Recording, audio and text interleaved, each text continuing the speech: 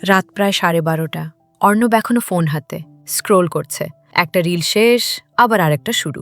তার চোখ ক্লান্ত, কিন্তু আঙ্গুল যেন থামতেই চাইছে না। মা দরজা খুলে বললেন, অর্ণব, ঘুমোবে না, কাল আবার ক্লাস। অর্ণব বিরক্ত গলায়, মা আরেকটু, এইটুকু দেখে নি। কিন্তু এইটুকু আর শেষ হয় না। আরেকটা ভিডিও, আরেকটা নোটিফিকেশন, আরও 1 ঘন্টা চলে যায় নিঃশব্দে।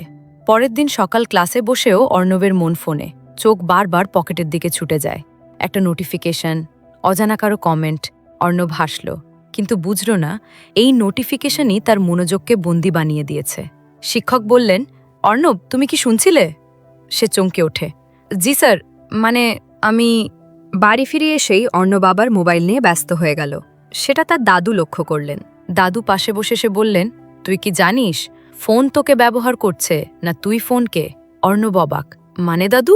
দাদু বললেন, ফোনটা যেন চুম্বক, তুই যত দূর যেতে চাস এটা তোর মনকে টেনে ফিরিয়ে আনে, আর তুই ধীরে ধীরে নিয়ন্ত্রণ হারাতে থাকিস।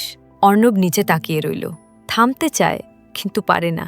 দাদু হেসে বললেন, সমাধান আছে বাবা, ফোন কমানো নয়, নিজের ওপর নিয়ন্ত্রণ বাড়ানো। দাদু বললেন, প্রতিদিন একটা ছোট কাজ করিস, ফোনকে অন্য ঘরে রেখে 15 মিনিট নিজের কাজে মন দিবি। অর্ণব সন্দিহান, দাদু 15 মিনিট খুব কম। দাদু হেসে, তাই তো দিলাম। ছোট পদক্ষেপই বড় ফোকাস আনে।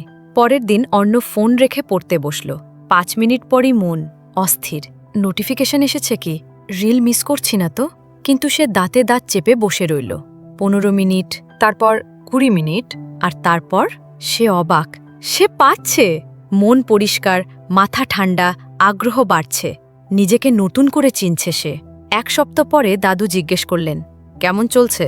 অর্ণব হাসল, দাদু, ফোন আমায় টানে ঠিকই, কিন্তু আমি আর ওর কাছে হার মানি না। দাদু মাথা নেড়ে বললেন, দেখলি, ফোন দূরে রাখলেই আসক্তি যায় না।